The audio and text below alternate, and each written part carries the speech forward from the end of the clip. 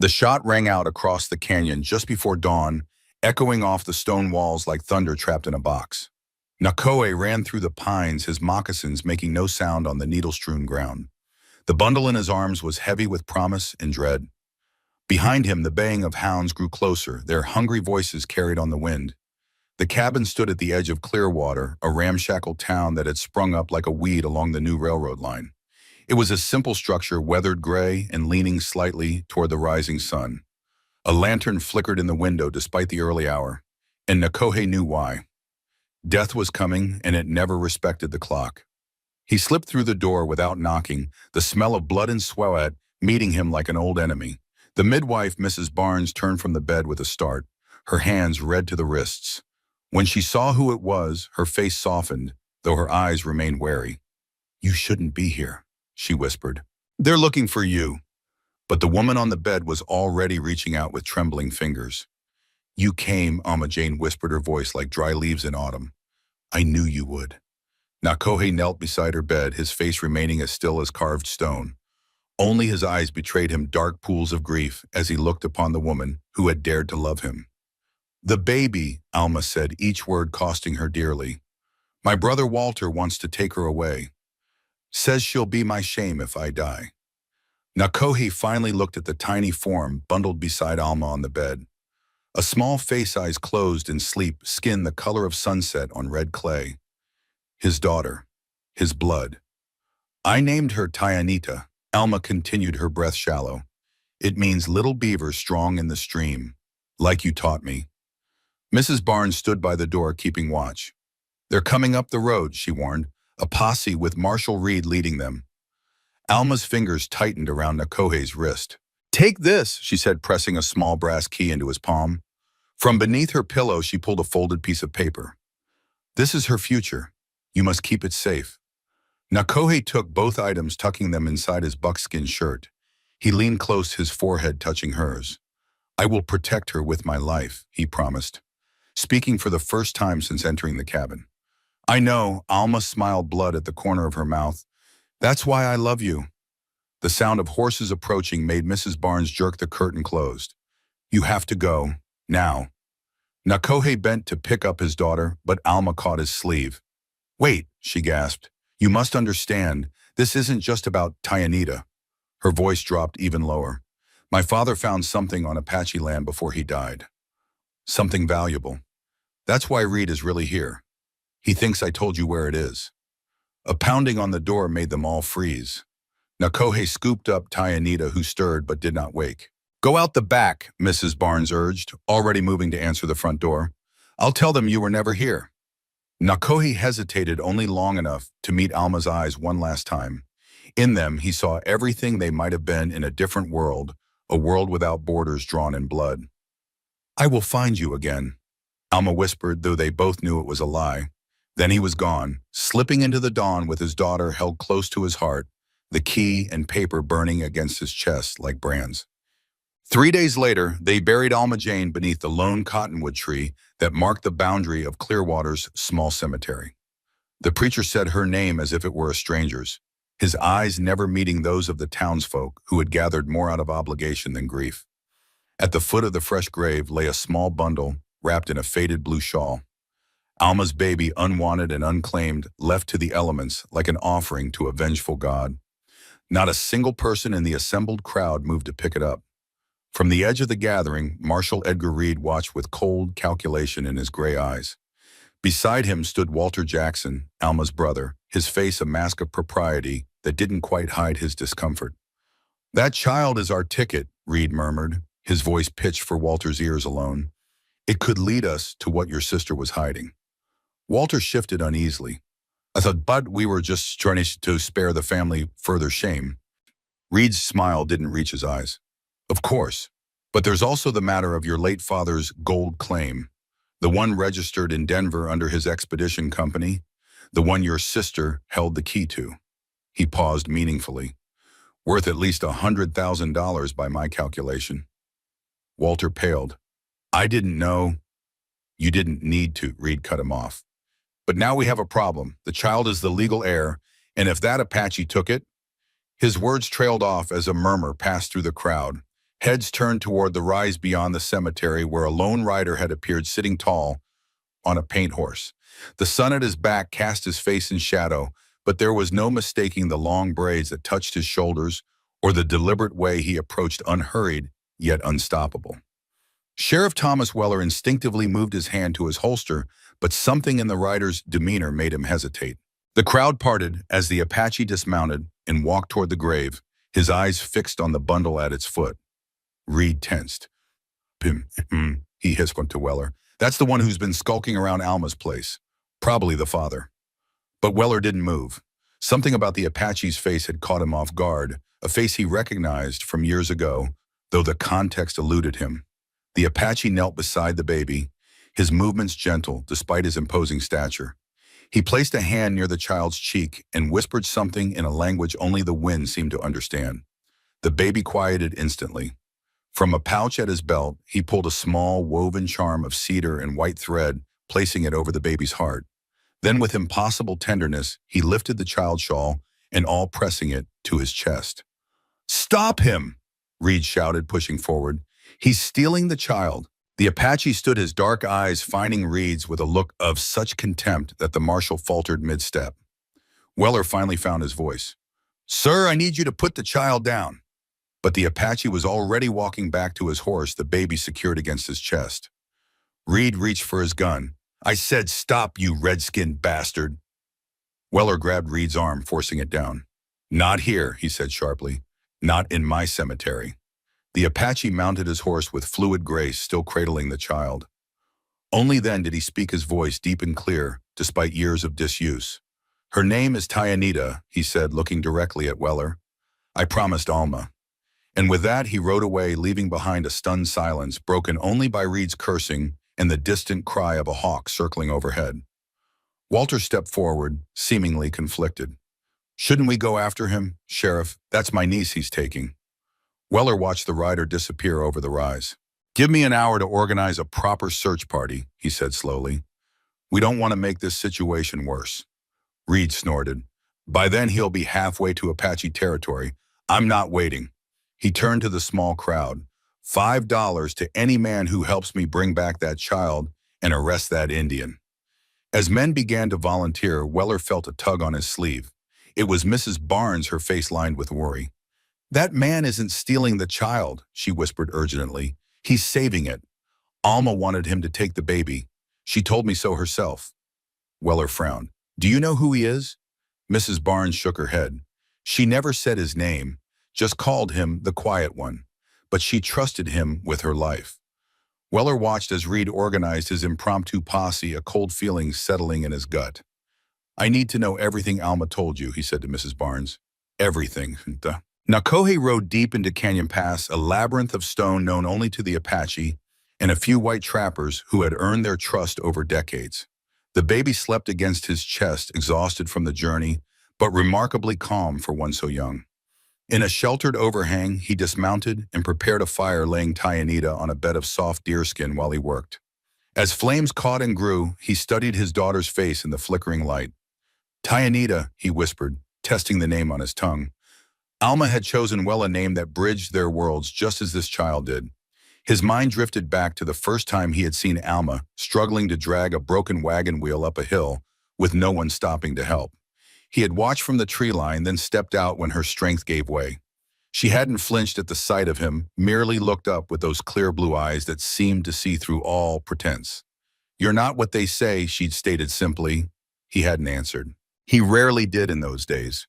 Not since the massacre that had claimed his family and turned him from respected scout to hunted outcast. Nakoe had been a translator for the U.S. Army, one of the few Apache who could bridge the gap between his people and the encroaching white settlers. He had believed in peace and finding common ground. Then he had discovered a plot to seize Apache land rich in gold, led by corrupt officials who saw his people as obstacles to be removed. When he reported what he'd found to his commanding officer, he was branded a traitor, accused of inciting rebellion. The night they came for him, he had escaped, but his wife and son had not been so fortunate. The soldiers led by a young Lieutenant Reed had made examples of them.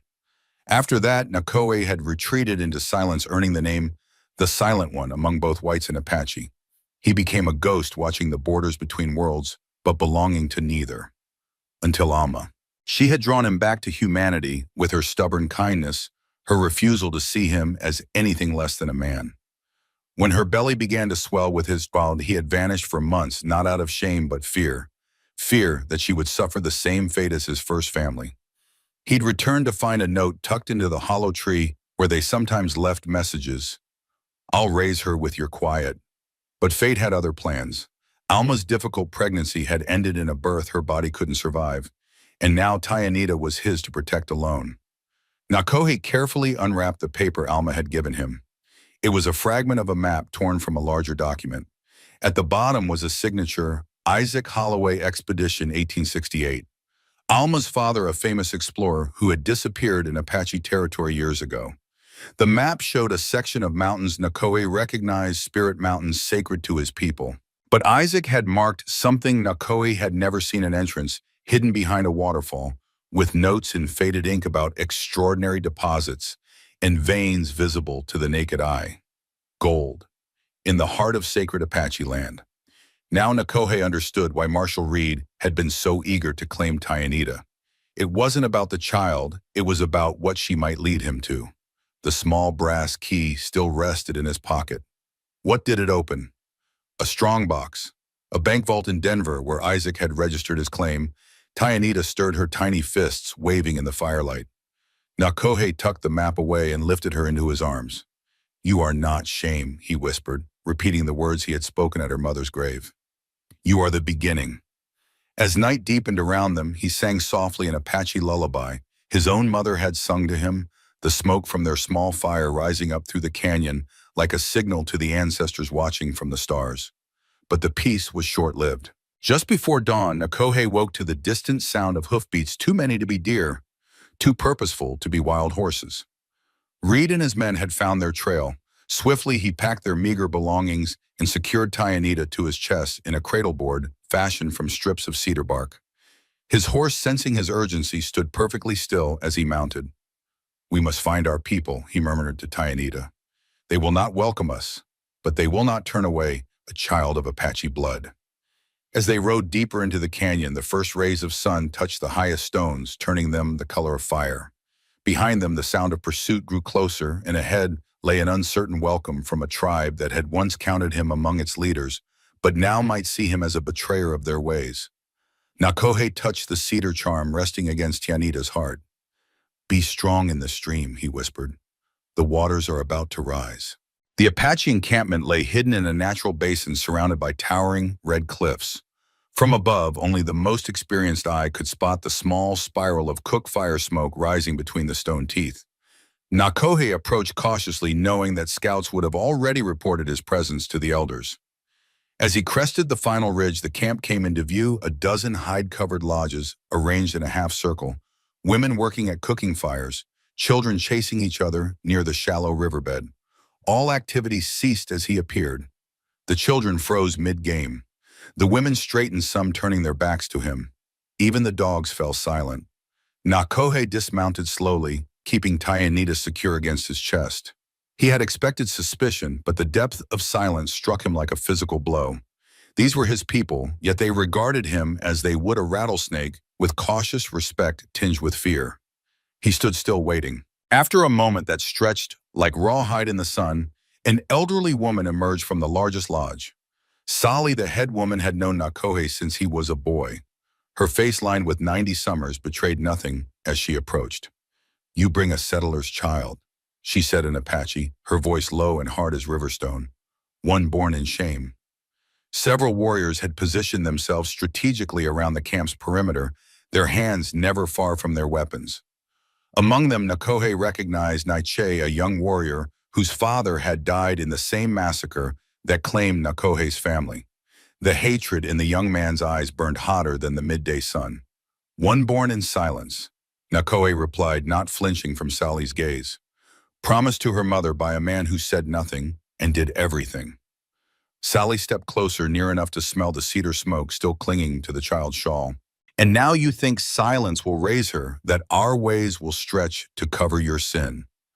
Around them, the camp residents had formed a loose circle. Some angry, others merely curious. A man in the crowd spat on the ground. He brings a seed that is not of us, he muttered. Nakohe remained still, his face impassive. Only the slight tightening of his arms around Tyanita betrayed his tension. I ask nothing from the tribe, he said at last. Only a place where the wind is kind and the water runs clean. Sally raised her hand, silencing the murmurs that had begun to circulate. Let him speak, she commanded, and then let the stones decide. It was an ancient custom rarely invoked. The stones of judgment, 3 massive boulders at the far end of the basin, were used only for the most difficult decisions. Each stone, marked by fire, wind, and burial, represented an aspect of the tribe's collective wisdom.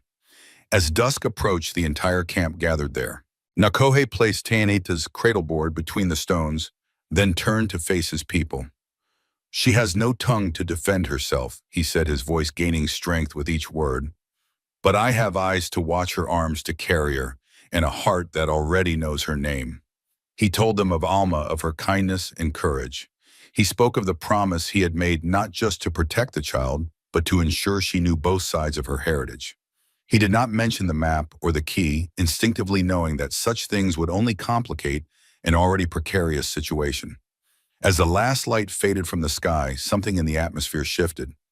A woman stepped forward, Kiona, who had lost 2 sons to the white man's diseases, and placed a small basket of milk root by the cradle. Another brought a folded cloth. No one cheered, no one smiled. But when Sally spoke again, her voice had softened. The stones say nothing, she declared, but the child is warm, and no child should be cold. It was not acceptance, not quite, but it was enough. That night, Nakohe was given a tent on the far edge of camp, not as punishment, but as space. Tyanita slept between furs while he carved her a rattle from riverwood. He did not celebrate, did not weep. But for the first time in years, he sang not loudly, but enough for the child to stir and in her half-sleep smile. Far beyond the canyon, past the ridges where vultures circled and stagecoaches left dust like fading trails of memory, Mrs. Barnes knelt before a loose floorboard in her apothecary. The hiding place had been Alma's suggestion months ago when her condition began to show. If anything happens to me, Alma had said, her hand resting on her swelling belly, look here first. Now with trembling fingers, Mrs. Barnes pried up the board and reached into the dark cavity beneath. Her hand closed around a leather-bound journal, its cover marked with the initials AJ, burned into the hide. Inside, yellowed pages revealed careful notes in Alma's handwriting, herbal remedies, pie recipes, midwifery instructions. But at the very back, a single entry, written in smaller, shakier script, caught her eye. Due in spring, named Tyanita, father unknown to town known to me, soul quiet as snow. Mrs. Barnes sat back against the wall, heart tight in her chest. She remembered Alma's shy smile, the way she lingered too long over cedar oil, how she once asked what salve could make a scar feel less like memory. The ledger didn't lie. The girl had loved not loosely as the town whispered, but in silence as many women had, too afraid to speak the name of a man the world wouldn't accept. A knock at the door startled her from her thoughts. She quickly closed the journal and slid it beneath her apron before answering. Sheriff Weller stood on her porch, hat in hand, his weathered face grave in the late afternoon light. Mrs. Barnes, he said without preamble. Reeds formed a posse, 20 men heavily armed. They're riding for Canyon Pass at first light. She ushered him inside, bolting the door behind him. This isn't about the child, is it? Weller shook his head. I don't think it ever was. I've been asking questions. Isaac Holloway's expedition, the one where he disappeared, was funded by the Denver Mining Consortium, the same consortium Reed worked for before he became a marshal. What does that have to do with Alma's baby? Maybe nothing, maybe everything. Weller ran a hand through his thinning hair. Holloway registered a gold claim before he vanished. By law, it would have passed to his children upon his death, Alma and her brother Walter. Mrs. Barnes frowned. Walter never mentioned a claim. Maybe he didn't know, or maybe he did, and that's why he was so eager to have the baby taken care of when Alma died. Weller's face darkened. Reed's been seen talking to Walter a lot lately, very friendly-like. Mrs. Barnes clutched the hidden journal tighter beneath her apron. What are you going to do? My job. Weller adjusted his gun belt. I'm riding out tonight. I need to warn the Apache man and find out what he knows. His name is Nakohe, Mrs. Barnes said suddenly. At least that's what Alma called him in her writings. Weller's eyebrows rose. You have something of hers. Slowly, Mrs. Barnes withdrew the journal. She left this. There's more, too, about her father's expedition, about a place called Spirit Mountain. As Weller reached for the book, another knock came at the door, this one harder, more insistent. Mrs. Barnes peered through the curtain and paled. It's Reed, she whispered. And Walter. Yeah. Nakohe woke before dawn, instantly alert. Tayanita still slept soundly, but something had disturbed his rest, a feeling more than a sound, an instinct honed by years of survival. He stepped outside the lodge, scanning the perimeter of the camp. Nothing seemed amiss. The eastern sky was just beginning to lighten, painting the cliffs in shades of purple and gray. A few early risers moved quietly about their morning tasks, ignoring his presence, as had become their custom over the past 3 days. Sally appeared beside him, silent as a shadow. There is word, she said without greeting. A white woman carries a book with the child's name. He stiffened. Is she coming here? The old woman shook her head. Not yet, but she carries no anger, only memory. Nakohe relaxed slightly. It must be Mrs. Barnes. She had been kind to Alma, had helped deliver Tayanita. If she knew about his whereabouts, perhaps she also knew about Reed's intentions. There is more, Sally continued, her voice lowering. Many riders approach, armed men from the town. They seek the child and you. This was expected. Reed would not give up easily, especially if he believed Nakohe possessed the key to Holloway's gold claim. How long, he asked. Before midday if they know the paths, longer if they do not. Nakohe looked toward his lodge where Tayanita slept. The tribe had tolerated their presence, but would they fight to protect them? He doubted it. Too much blood had been spilled already. We will leave, he decided, before they arrive. Sally's ancient eyes studied him. There are other ways, she said cryptically. The child is of our blood, even if her mother was not. She walks 2 paths. She crouched before him, letting Tayanita grasp her weathered finger. Let her feet learn both without shame. Before Nakohe could respond, a young scout ran into the camp, breathless with urgency. Riders, he gasped. Coming fast from the South Pass. Too late. Reed had found them sooner than expected.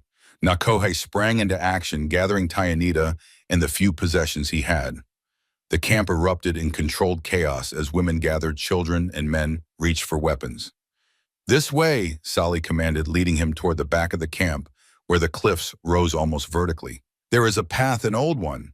It leads to the high caves where our ancestors hid from the Spanish.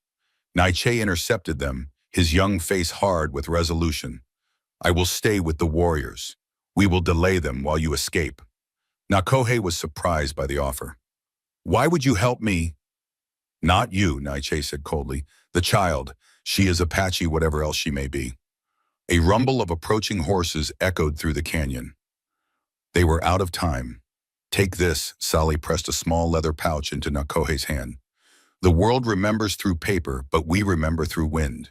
As Nakohe strapped Tayanita securely to his back and began the treacherous climb up the hidden path, the first riders appeared at the mouth of the basin.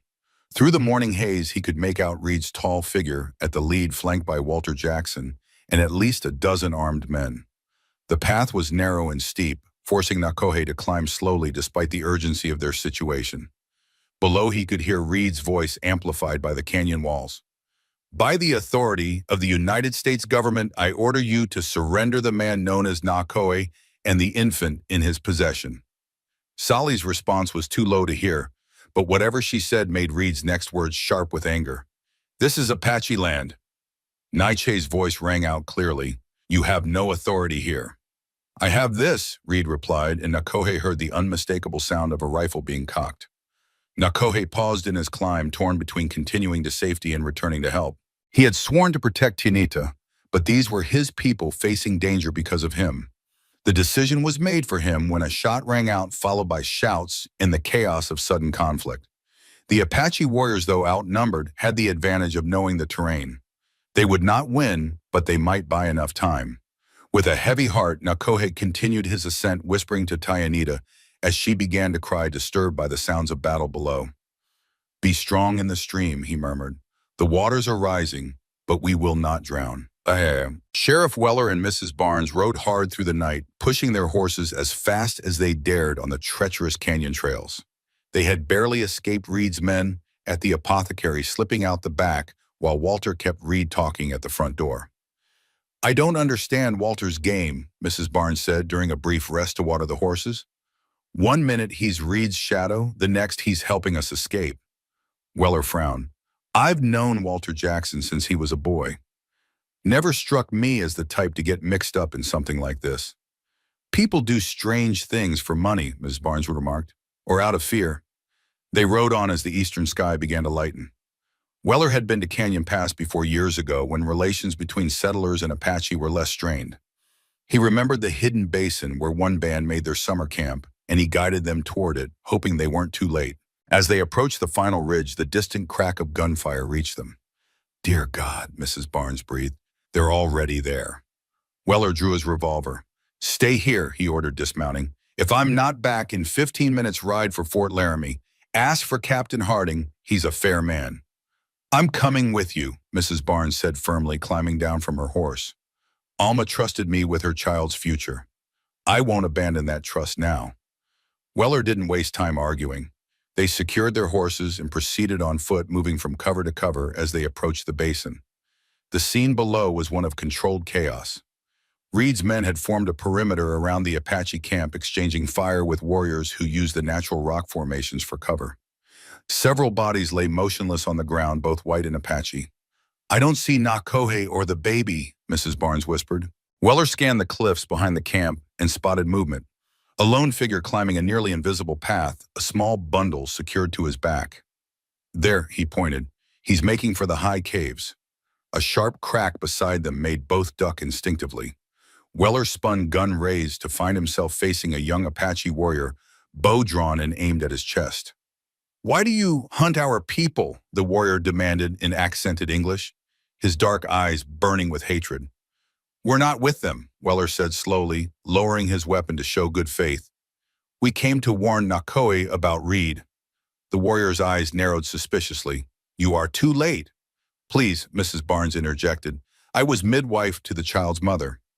I have information that could help protect them both." The warrior considered this, then nodded once. "I am Nightshade. Come, there is another way to the high caves." As they followed Nightshade along a hidden trail that skirted the main battle, Weller caught glimpses of Reed directing his men with calculated precision. This was no hastily assembled posse. These men moved like military units, taking positions with tactical efficiency. "Reed's men are too well organized for a simple child recovery," Weller muttered. "This is something else entirely." "Gold," Mrs. Barnes replied grimly. "Alma's journal mentioned her father found a rich deposit in these mountains, something called Spirit Mountain." Nightshade stopped abruptly, turning to face them with renewed suspicion. "What do you know of Spirit Mountain?" "Only what Alma wrote," Mrs. Barnes explained, "that her father discovered something there before he disappeared. Something valuable." "Spirit Mountain is sacred to my people," Nightshade said. "It is where we bury our ancestors. No Apache would reveal its location to outsiders." Weller's mind was racing. Unless Isaac Holloway found it on his own. He was an experienced explorer known for going places others wouldn't dare. A renewed burst of gunfire from below cut their conversation short. Reed's men were advancing on the Apache camp, forcing the defenders to retreat. "We must hurry," Nightshade urged. "The high caves connect to tunnels that lead to Spirit Mountain. If Nakoe knows of the gold, he may go there." As they climbed higher, the sounds of battle grew fainter. The path Nightshade led them on was treacherous, narrow ledges, barely wide enough for a foothold, sheer drops that would mean certain death with a single misstep. "Why are you helping us?" Weller asked during a brief pause to catch their breath. "You don't seem fond of Nakohe." Nightshade's face hardened. "He betrayed our people once, working him for the Bluecoats. Many died because of him, including my father." He looked away toward the distant peaks. "But the child is innocent, and no child should pay for the sins of their parents." They continued in silence until they reached a narrow crevice in the cliff face. Nightshade gestured for them to follow him inside. "The tunnels are old," he warned, "made by water and time, not men. Stay close." The passage was dark and cramped, forcing them to crouch as they moved deeper into the mountain. The air grew cooler, heavy with the scent of damp stone and something else, a metallic tang that Weller recognized from his days as a young prospector. "There is gold here," he whispered to Mrs. Barnes. "Reed wasn't chasing ghosts after all." After what seemed like hours of navigating the winding passages, they emerged into a larger cavern. Filtered sunlight streamed through a crack in the ceiling, illuminating ancient pictographs on the walls, handprints, spirals, and the unmistakable form of a mountain with lines radiating from its peak. Spirit Mountain, Nietzsche said reverently, the heart of the Apache world. A sound from the far end of the cavern made them all freeze. A baby's cry quickly hushed, followed by the low murmur of a man's voice. Nakohe. Mrs. Barnes breathed relief evident in her voice. But Nietzsche held up a warning hand, his body suddenly tense. He is not alone. Nakohe backed slowly into the corner of the cave. Tianita clutched protectively to his chest. Across from him, illuminated by the shaft of sunlight from above, Walter Jackson stood with a revolver pointed steadily at them both. Just give me the map and the key, Indian, Walter said, his voice echoing in the cavernous space. Then you can take the baby and go wherever you want. I don't care about either of you. How did you find this place? Nakohe asked, his eyes never leaving the gun. Walter's laugh was brittle. I've been looking for it for years, ever since my father disappeared. Reed's men were a convenient distraction. They're still fighting your friends in the basin while I slipped away. His expression hardened. My sister wasn't the only one who knew about our father's last expedition. I found his letters, his notes about a mountain with veins of gold so pure they gleamed in the sunlight. Tianita whimpered, and Nakohe gently bounced her, trying to keep her calm while his mind raced for a solution. The map won't help you, he said finally. It's incomplete. Then I'll take what Alma gave you, the key. I know she had it. The key to our father's safety deposit box in Denver, where he kept the complete map in his claim papers. Nakohe's hand instinctively moved to his chest, where the small brass key hung on a leather thong beneath his shirt. Walter noticed the gesture and smiled thinly. So she did give it to you. Hand it over and this ends peacefully. Walter Jackson. Sheriff Weller's voice boomed from the tunnel entrance, startling both men. Put down that gun. Walter spun, keeping his revolver trained on Nakohe, but glancing nervously at the new arrivals. Stay back, Sheriff. This doesn't concern you. Weller stepped fully into the cavern, his own gun drawn. Mrs. Barnes and Nietzsche flanked him, the latter with bow ready. It became my concern when you joined Reed's illegal posse, Weller said evenly. Put the gun down, son. Whatever Holloway found, it's not worth killing over. Walter's hand trembled slightly. You don't understand. Reed knows about the gold. He's been using me to find it. If I don't bring him something, he'll kill me like he threatened to kill Alma when she refused to help him. Reed threatened Alma, Mrs. Barnes gasped. Why didn't she tell anyone? Because of him. Walter jabbed his gun toward Nakohe. She was protecting him and that half-breed child. She knew what would happen if people found out who the father was. Nietzsche had been slowly circling the perimeter of the cave, moving into position for a clear shot if it needed. Your sister had courage, he said. More than you. Walter's face contorted with rage and shame. You don't know anything about me. I tried to protect her. When she got pregnant, I told her I'd find a good family to take the baby. Keep the scandal quiet. But she refused. Said she'd rather die than give up her child. And now she has, Mrs. Barnes said quietly. Yet here you are threatening the very child she died protecting. Walter's resolve seemed to waver. His gun lowered slightly as he glanced at Tianita, seeing perhaps for the first time the unmistakable resemblance to his sister in the child's features. The moment of hesitation was all Nietzsche needed. With blinding speed, he loosed an arrow that struck Walter's hand, sending the gun clattering to the stone floor.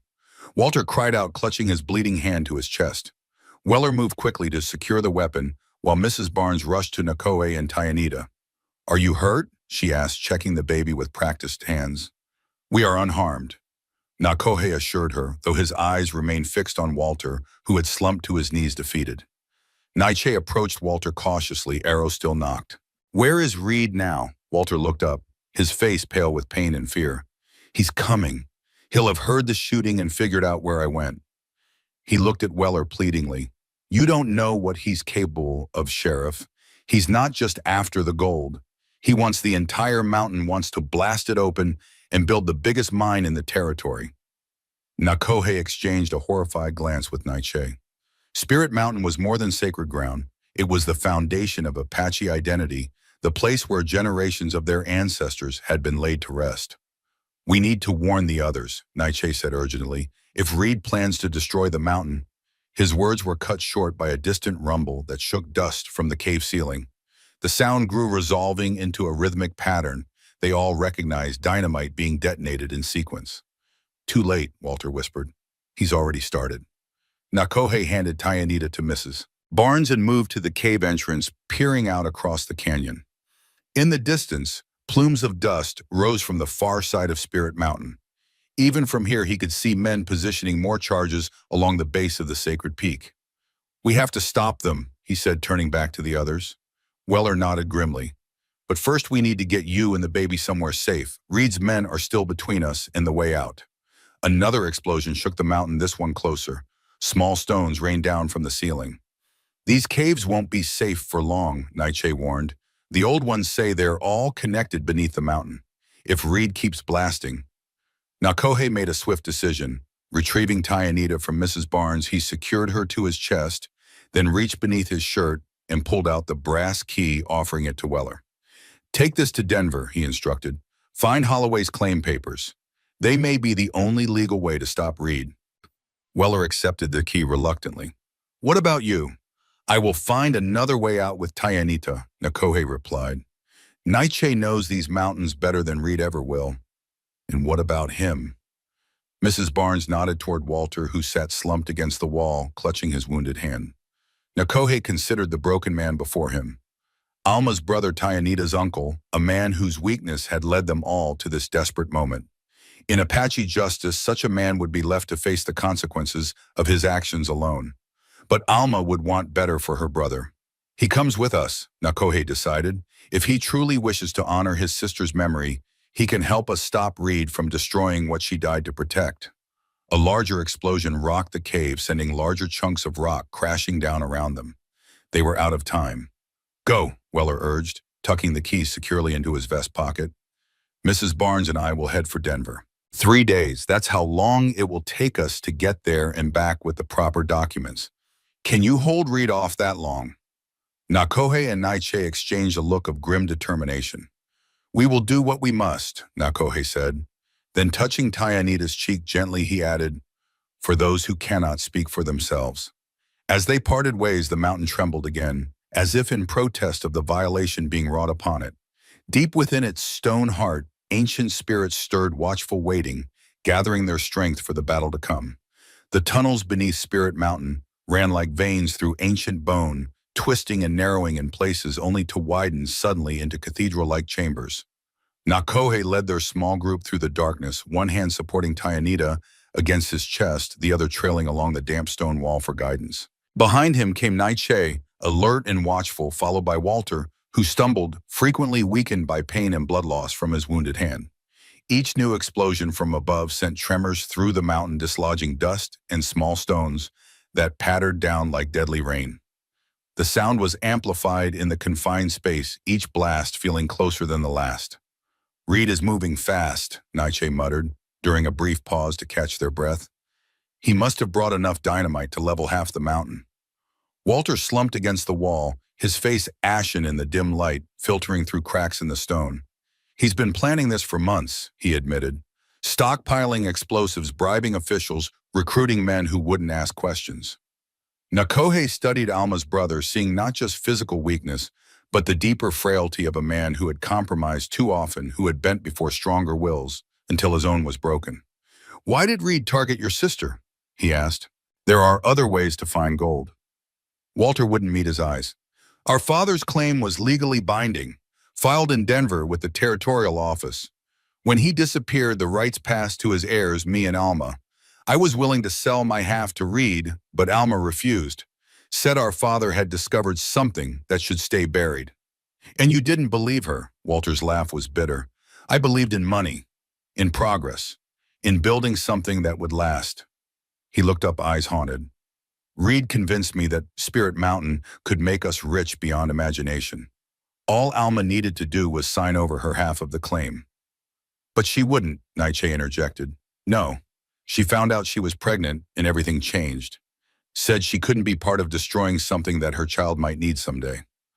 Walter's gaze drifted to Tayanita, who watched him with solemn dark eyes. I didn't understand then. Maybe I still don't. Another explosion closer this time cut off further conversation. A crack snaked across the ceiling above them, widening ominously. We must keep moving, Nakohe urged, adjusting Tayanita more securely against him. Naiche, is there another way out? One that leads away from Reed's men? The young warrior nodded. There's an old ceremonial chamber ahead. From there, passages lead to the western slope. If we can reach it before the tunnels collapse. They pressed on, moving as quickly as caution allowed. The path descended deeper into the mountain, the air growing thicker with dust and the ancient breath of stone. Tayanita remarkably remained quiet, as if sensing the need for silence, her tiny fingers clutching the cedar charm that hung around her neck. After what seemed like hours, they emerged into a vast chamber that stole what little breath they had left. Even in the dim light, they could see walls covered in generations of Apache pictographs, handprints, spirals hunting scenes and abstract patterns that told stories without words. At the center stood a circle of stone pillars, naturally formed but arranged with purpose by human hands long ago. The Council of Ancestors, Naiche whispered reverently. I've heard stories but never thought to see it with my own eyes. Walter stared in awe. My father's journal mentioned this place. He called it the heart of the mountain. Nakohe approached the stone circle cautiously. Something about this chamber felt different. The air was clearer, the distant explosions muffled, as if the mountain itself protected this sacred space. He set Tayanita down gently between two of the pillars, letting her touch the cool stone with curious fingers. We will rest here, he decided, just long enough to tend Walter's wound and plan our next move. As Naiche used herbs from his medicine pouch to clean and bind Walter's injured hand, Nakohe explored the chamber, studying the ancient markings that covered the walls. Many were familiar symbols used in Apache ceremonies that had remained unchanged for centuries. Others were older, their meanings lost to time. One image caught his attention: a mountain split open its heart, revealing not destruction, but light rays extending outward to touch stylized human figures that surrounded it. Below the mountain, a small blue spiral that might represent water. What does it mean? Walter asked, coming to stand beside him. I'm not sure, Nakohe admitted, but I think your father saw this, and I think he understood something about this mountain that Reed does not. A sudden wail from Tayanita drew their attention. She had crawled to the center of the stone circle and now sat crying, arms raised to be picked up. But what alarmed Nakohe was the faint blue glow emanating from the ground beneath her. He rushed forward, scooping her up, and knelt to examine the phenomenon. A seam in the stone floor had begun to emit light, soft at first, then brightening steadily until it illuminated the entire chamber. What's happening? Walter asked, backing away nervously. Naiche approached cautiously, wonder replacing fear on his young face. The old stories speak of this. When the mountain is threatened, the ancestors show the way. The glowing seam widened, revealing a narrow staircase carved into the living rock, descending into azure radiance. Gold doesn't glow blue, Walter murmured, his scholarly nature briefly overcoming his fear. No, Nakohe agreed, but water does when it carries certain minerals. Perhaps what your father found wasn't gold at all.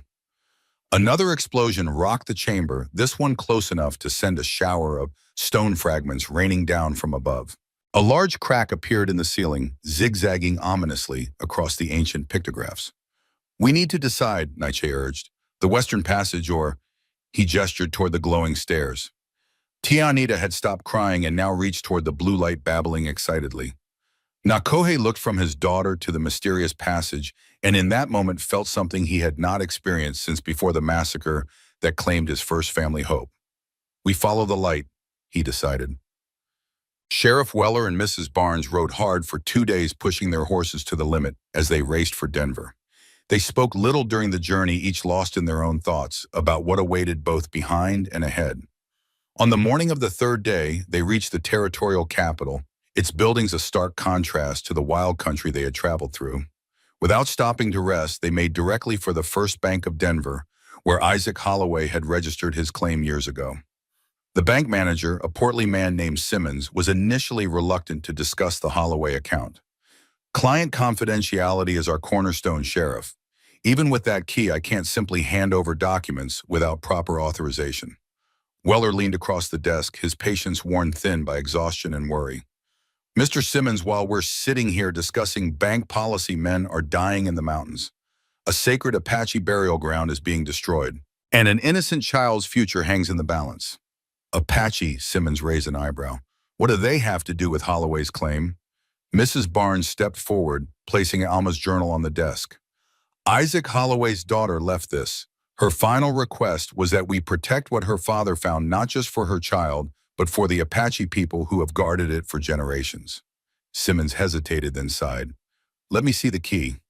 When Weller produced it, the banker examined it closely before nodding. Wait here.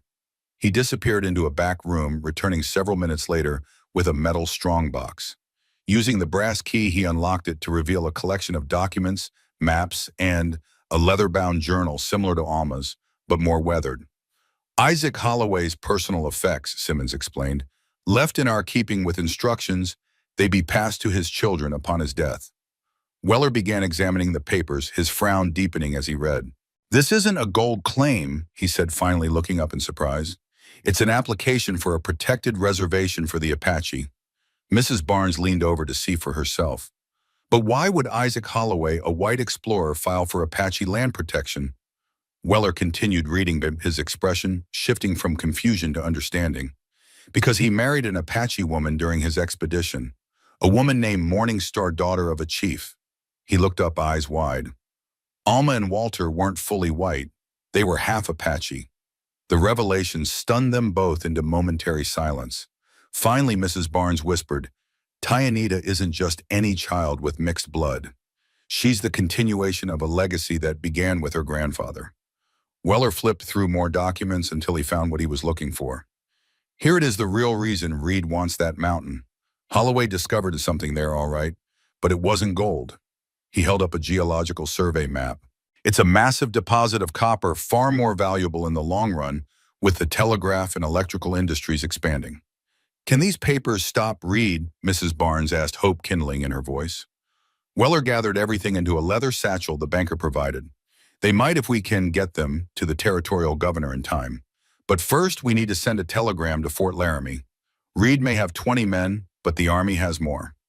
As they hurried from the bank toward the telegraph office, neither noticed the man who had been watching them from across the street, a thin, sharp-featured individual who now slipped away to send his own message to Marshal Reed. The glowing staircase descended in a spiral, leading them deeper into the mountain's heart. The air grew warmer as they descended, humid with mineral-rich vapors that collected in glittering droplets on the stone walls. Tyanita reached out to touch these, giggling when they burst against her small fingers. How much farther? Walter asked, his strength flagging. The makeshift bandage on his hand had begun to seep blood again, and his face was pale with pain and fatigue. Not far, Nietzsche answered, though he had no way of knowing. None of them had ever ventured this deep into Spirit Mountain. The stairs ended abruptly at a narrow ledge overlooking an underground lake that stretched beyond the reach of the blue light. The water surface was perfectly still, reflecting the glowing ceiling like a mirror. Stalactites hung above their tips, almost touching the water, creating the illusion of pillars supporting an otherworldly temple. It's beautiful, Walter breathed momentarily, forgetting his pain. Nakohe set Tyanita down on the smooth stone ledge and knelt beside the water. Its surface looked solid enough to walk on, yet when he touched it, ripples spread outward in perfect circles, disturbing the mirror-like reflection. No gold, Nietzsche observed, scanning the cavern. No copper either, just water. Water is life, Nakohe replied simply. Perhaps that's what Holloway understood. This mountain doesn't hold metal to be mined. It holds the aquifer that feeds every stream, every spring for 100 miles. Walter sank down against the wall, understanding dawning on his haggard face. If Reed blasts through the mountain's core, he could destroy the water supply for the entire region, Nakohe finished grimly. Apache land would become worthless. Clearwater would dry up. Even the railroad would struggle without water for its steam engines. Another explosion shook the cavern closer than any before. Small fragments of stone pattered into the lake, sending ripples across its perfect surface. A larger piece struck near Tyanita, causing her to wail in fright. Nakohe gathered her into his arms, murmuring soothing words in Apache. As he comforted her, a new sound reached them. Voices, human voices, echoing down the passage they had descended. Reed's men, Walter whispered, struggling to his feet. They must have found the chamber above. Naiche knocked an arrow to his bowstring, moving to take position where the passage met the ledge. I'll hold them off. You two find another way out. Nakohe scanned the cavern desperately. The ledge they stood on ran around part of the lake's perimeter, but ended at a sheer wall. There was no visible exit except the way they had come. There is no other way, he said, the weight of their situation settling on him like stone. Walter surprised them both by straightening a new resolve, hardening his features. Yes, there is. He gestured to the lake. The water must go somewhere. Underground rivers always flow to the surface eventually. You expect us to swim with a child? Naiche's disbelief was plain. Not all of us. Walter drew a deep breath. You two take Tyanita across. I'll stay with Naiche, buy you time. Nakohe studied Alma's brother, seeing something of her courage finally emerging in him. Waitom. Walter's smile was sad. Because Alma would have done the same for your child. Because I owe her that much. The voices grew louder. Flashlight beams danced on the walls of the passage. Go, Walter urged, drawing his hunting knife with his good hand. Find where the water leads. Stop Reed before he destroys everything. Nakoe hesitated only a moment before securing a Tyanita to his back with strips of hide from his shirt. He locked eyes with Naiche, who gave him a warrior's nod, respect between equals, possibly for the first time. May the ancestors guide your arrows, Nakohe said softly. And may they light your path, Naiche replied. With that, Nakohe waded into the underground lake, the water surprisingly warm against his skin. He struck out toward the center, swimming one arm to keep Nita's head well above water. She remained remarkably calm, her wide eyes reflecting the blue glow from above. Behind them, the first of Reed's men emerged onto the ledge, only to fall with one of Naiche's arrows in his chest. Shouts and gunfire erupted, the sounds distorted and amplified by the cavern's acoustics. Nakohe didn't look back, focused solely on finding a current that might indicate where the water flowed out. Near the center of the lake, he felt it, a gentle but persistent pull toward the far wall.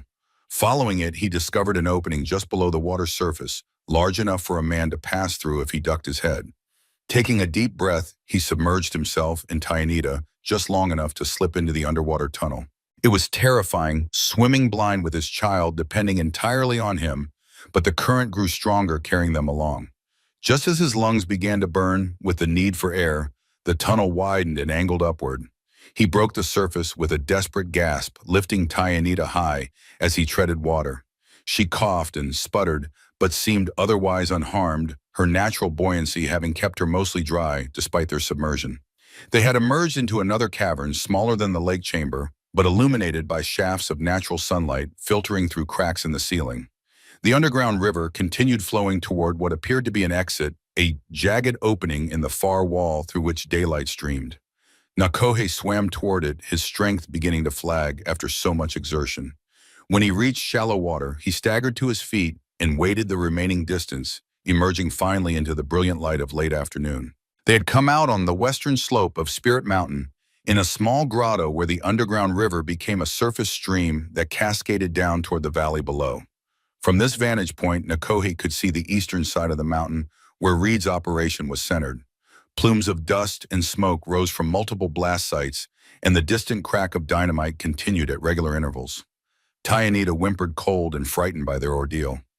Nakohe held her close, using his body heat to warm her as he assessed their situation. They were safe for the moment, but without weapon supplies or allies stopping, Reed seemed impossible. As if in answer to his unspoken concern, the sound of approaching horses reached him. Ducking back into the grotto's shadow, he watched as a column of blue uniformed cavalry appeared on the valley floor below, heading toward the mountain at a gallop. The army had come, but would they arrive in time? No. Reed stood at the edge of the largest blast crater, surveying his work with grim satisfaction. 3 days of continuous explosions had opened a wound in Spirit Mountain's eastern face, a wound that would soon yield the riches he had sought for so long. Sir, one of his men approached, breathless from climbing the steep slope. Jenkins is back from town. Says Weller and the Barneswoman made it to Denver. Reed's satisfaction curdled into rage. Did they access Holloway's deposit box? Yes, sir, and they've wired the army. Cavalry's on its way from Fort Laramie. Reed calculated swiftly. Fort Laramie was 2 days' hard ride away. If Weller had sent the telegram yesterday morning, the soldiers could arrive by nightfall today.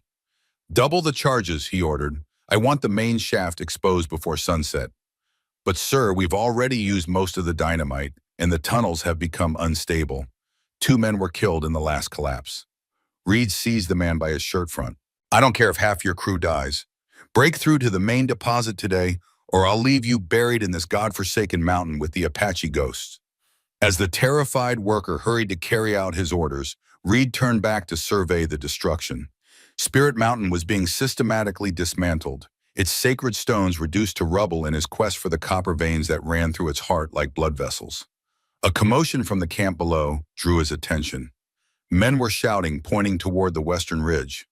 Reed raised his field glasses and cursed viciously at what he saw cavalry already entering the valley at least 30 strong. Weller had moved faster than expected, but Reed had come too far to surrender now. One final blast in the right location would expose enough of the copper deposit to validate his claim, army or no army. Prepare the remaining charges, he shouted to his foreman, all of them at the central fissure. As his men scrambled to obey, Reed noticed another disturbance, this one from the north side of the mountain where the Apache camp had been. A group of warriors was approaching, led by a limping figure Reed recognized even at a distance, Nightshade, the young hothead who had defied him at the basin. But it was the man beside Nightshade who made Reed's blood run cold. Walter Jackson, alive despite being left for dead in the tunnels, was guiding the Apache directly toward Reed's operation. Shoot them, Reed ordered, pointing frantically. Kill them all.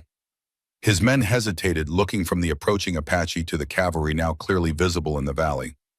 Several dropped their tools and began to back away. Stand your ground, damn you, Reed raged, drawing his own revolver. I'll shoot any man who runs. But it was too late.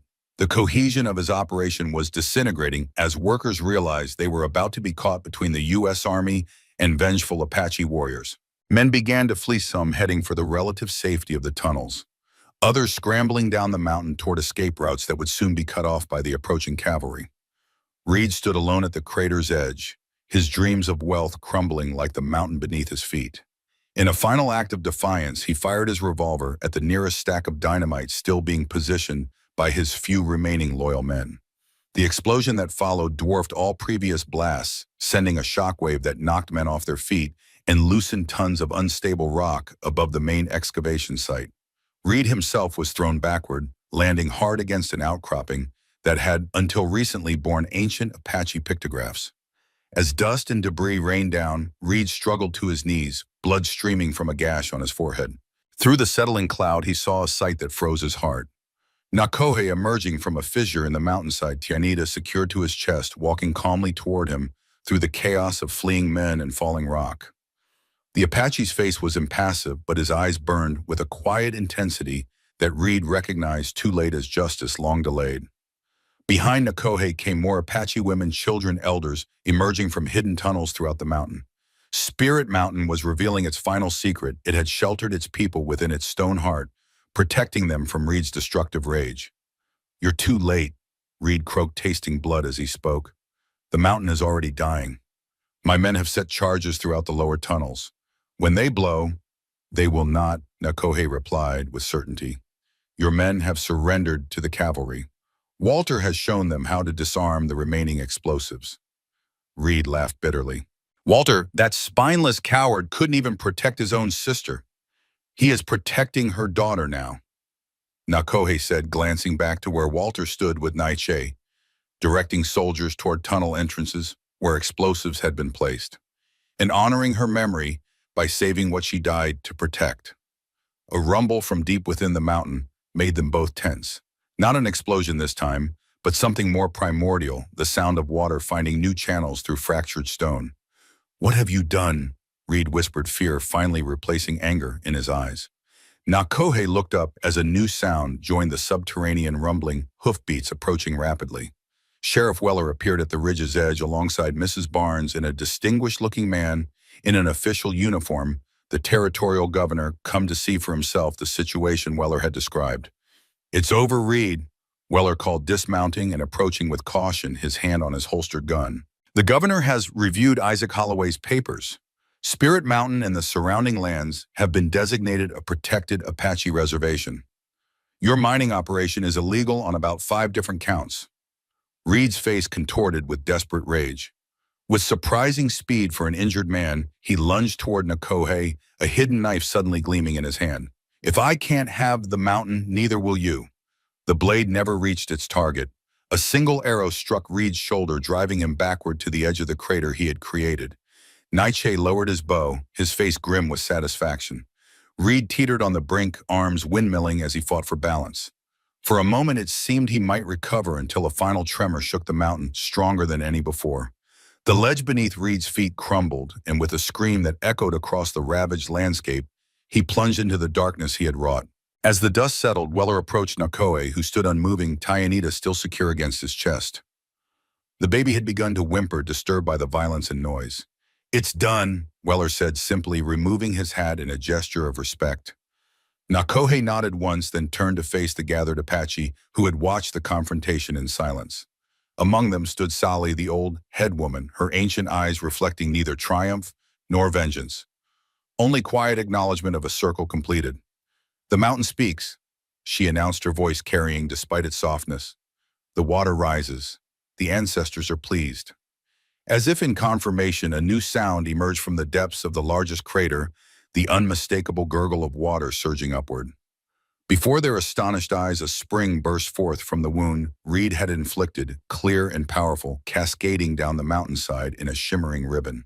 "The heart of the mountain," Walter breathed, moving to stand beside Nakoe. "My father wrote about it, an artesian well so pure, it was said to heal any sickness." Mrs. Barnes approached, her eyes wide with wonder. Alma knew. That's why she fought so hard to protect this place. Nakohe watched the spring's waters begin to pool in the valley below, creating a reflection so perfect, it seemed the mountain had doubled itself, wounded yet whole, broken, yet healing. Tyanita reached toward the flowing water, her small face alight with joy.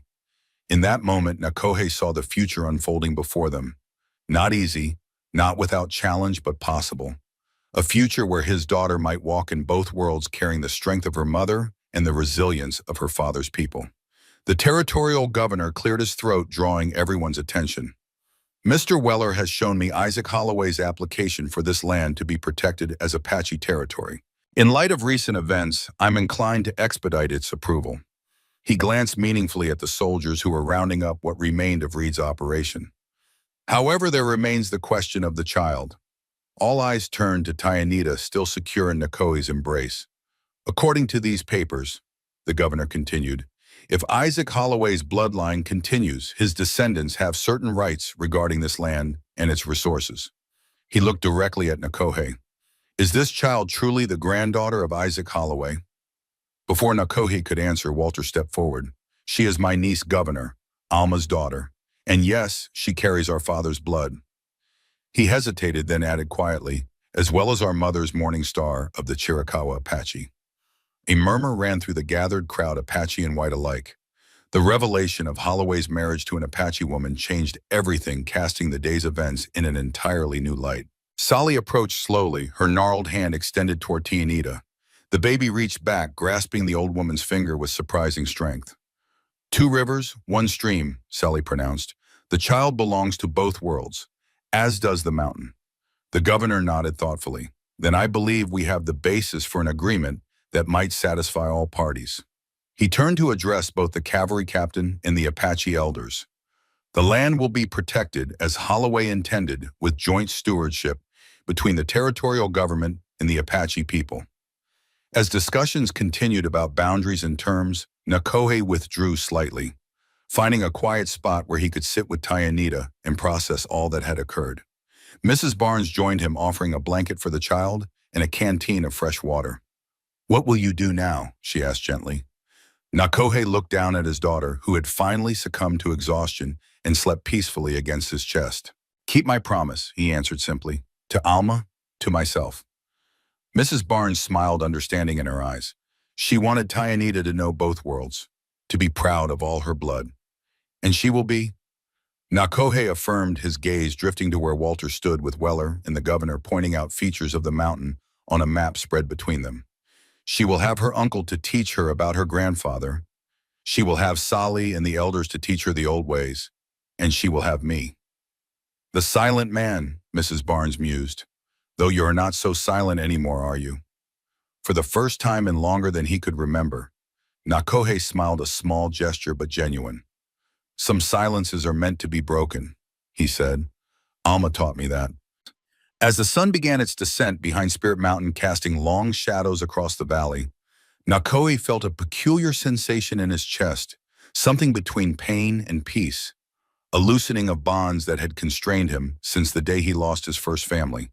He recognized it finally as forgiveness, not for Reed or those who had wronged him, but for himself, for surviving when others had not, for finding love again in a world that had shown him only hatred. Tianita stirred in her sleep, her small hand finding the cedar charm that still hung around her neck. Nakohe covered her hand with his own, feeling the connection between them was strengthened with each shared heartbeat. Be strong in the stream, he whispered, his promise carrying on the wind that swept down from Spirit Mountain, bearing the scent of fresh water and new beginnings. The weeks following the confrontation at Spirit Mountain passed in a blur of negotiations, paperwork, and slow healing. The territorial governor, true to his word, had expedited the protection of the mountain and surrounding lands as a joint stewardship between the U.S. government and the Apache people. Reed's surviving men had been arrested, their operation dismantled, and the damage to the sacred mountain assessed by both Apache elders and government geologists. Nakohe established a small camp at the base of the mountain near the newly formed spring, which had continued to flow with increasing strength since its dramatic emergence. Tianita thrived in the fresh air and sunshine, growing stronger each day, her curious eyes taking in everything around her. Walter Jackson, still recovering from his wounded hand and the deeper wounds to his conscience, had been granted amnesty in exchange for his testimony against Reed's financial backers. He made daily visits to Nakohe's camp, awkwardly at first, then with growing confidence as Tianita began to recognize and reach for her uncle. Sheriff Weller and Mrs. Barnes also remained nearby, establishing an unofficial outpost to monitor the transition and protect the newly designated reservation from opportunists who might seek to exploit the confusion for their own gain. It was during this time of uneasy peace that Nakohe received an unexpected visitor. He was teaching Tianita the Apache names for the plants growing around their campsite when the sound of approaching hoofbeats made him look up, instantly alert. A lone rider approached a man in a crisp black suit that seemed entirely out of place in the rugged landscape. As he drew closer, Nakohe recognized him, the Pinkerton agent who had accompanied Weller from Denver, a quiet man who had observed much but said little during the confrontation with Reed. "Mr. Nakohe," the agent greeted him, dismounting with practiced ease. "I hope I'm not intruding." Nakohe rose, Tianita balanced on his hip. "What brings a Pinkerton to Spirit Mountain?" he asked, his voice neutral but wary. The agent smiled thinly. "My name is James Harper. I've been investigating Marshall Reed for nearly 2 years on behalf of several parties who suspected his involvement in land fraud across the territory." He reached into his jacket and produced an envelope. "I thought you might be interested in some information I've uncovered regarding Isaac Holloway." Nakohe accepted the envelope with his free hand, his curiosity piqued despite his caution. "What kind of information?" "Letters mostly, correspondence between Holloway and certain government officials regarding the protection of Apache lands." Harper's eyes drifted to Tianita. "And some personal correspondence that I believe rightfully belongs to his granddaughter." Nakohe gestured for the man to join him beside the small cook fire. As Harper settled himself on a log, Nakohe opened the envelope and began to examine its contents.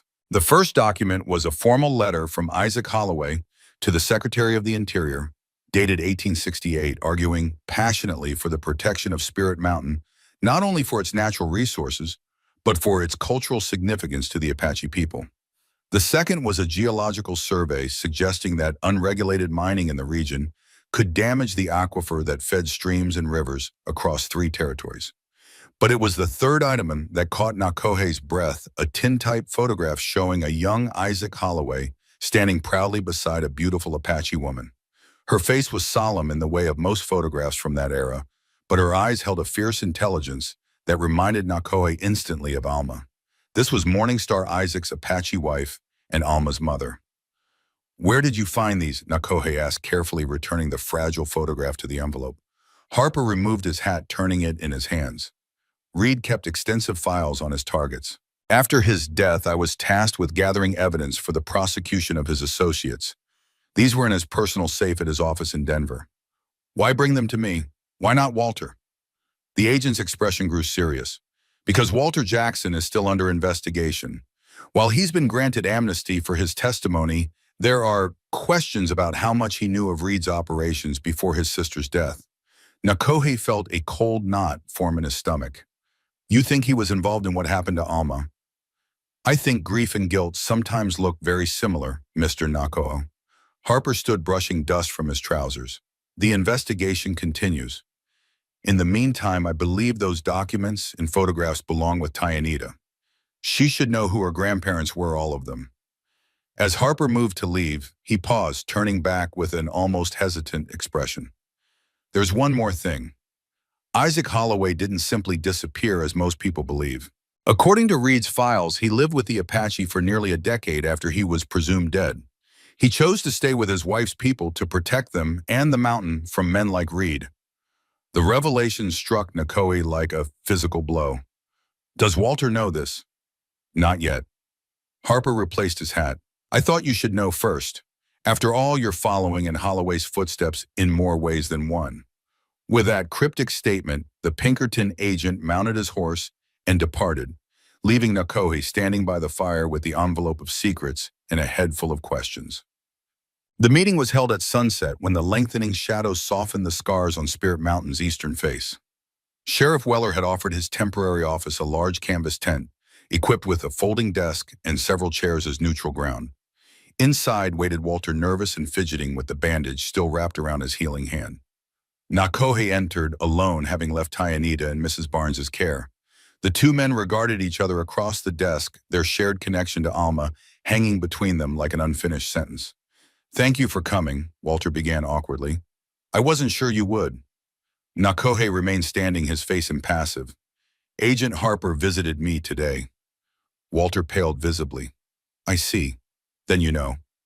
I know your father lived with the Apache for years after his supposed disappearance. I know Reed had files on Alma that you may have helped compile. Nakohe's voice remained calm, but his eyes burned with intensity. What I don't know is why. Walter sank into a chair, suddenly looking much older than his 30-odd years. It wasn't supposed to happen like this, he said, his voice barely above a whisper. None of it. Tell me, Nakohe commanded, finally taking the chair opposite. All of it. And so Walter did, the words pouring out as if a dam had broken inside him. He spoke of growing up in the shadow of his famous explorer father, of the scandal, when Isaac married an Apache woman, of the ridicule Walter endured at boarding school, when the truth about his mixed heritage was discovered.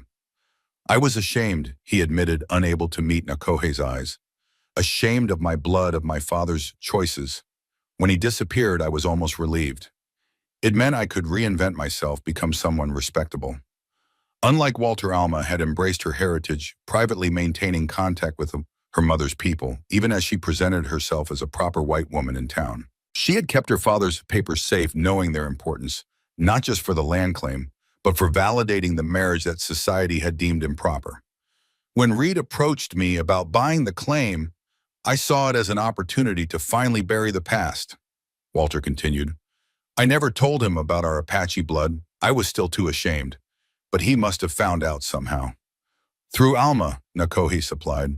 She would have told him when she refused to sell her half of the claim. Walter nodded miserably. Reed threatened to expose us both, to ruin what little standing I had in society. He said he would make the sale happen one way or another. His voice cracked. I never thought he would hurt her. I swear to you, I never thought. But he did, Nakohe said flatly, and you did nothing to stop it. I tried to protect the baby, Walter protested. When Alma got pregnant, I offered to find a good family to take her away from all this. Somewhere Reed couldn't find her. That wasn't protection. That was erasure. Nakohe's words fell like stones. You wanted to erase the evidence of your heritage just as you've always tried to erase it from yourself. Walter flinched as if struck. Maybe you're right, he whispered. Maybe I've been running from who I am for so long I don't know how to stop. He looked up, his eyes wet with unshed tears. But I want to try. For Tyanita. For Alma. Nakohe studied the broken man before him, seeing not just Walter's weakness, but echoes of his own past choices. Hadn't he also chosen silence over truth, withdrawal over engagement after losing his first family? Hadn't he too tried to erase parts of himself that hurt too much to acknowledge? "What do you want from me, Walter?" he asked finally. "A chance," Walter replied simply. "A chance to be part of Tyanita's life. A chance to honor my sister's memory by embracing what she loved, including you and our shared heritage." Now Kohei rose and moved to the tent's entrance, gazing out at Spirit Mountain bathed in the day's dying light. The new spring had already created a small lake at the base of the mountain, its waters reflecting the sunset in ripples of gold and crimson. "Alma once told me," he said softly, "that water remembers every stone it has touched, every bank it has shaped. It carries those memories from the mountain to the sea and back again through rain." He turned back to Walter. "Tianita is that water now carrying the memories of all who came before her, including yours." Walter waited, hardly daring to breathe. "I will not keep her from knowing her uncle," Nakohe decided, "but there will be conditions." "Anything," Walter agreed quickly. "You will learn the Apache language. You will study our customs, our history, your history. You will acknowledge your mother's people publicly, without shame." Walter swallowed hard but nodded. "And Reed's associates. The investigation. You will tell Agent Harper everything you know, every name, every plan, every conversation. Justice for Alma demands nothing less."